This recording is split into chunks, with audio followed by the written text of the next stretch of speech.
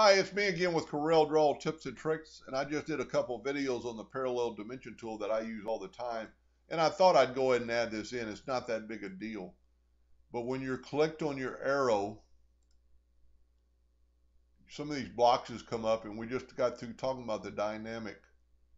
But here, right here, extension line options.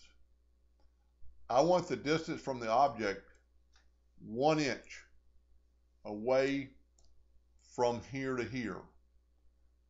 That's probably too far. Let's go 0.5 of an inch. So the line doesn't have to travel all the way down.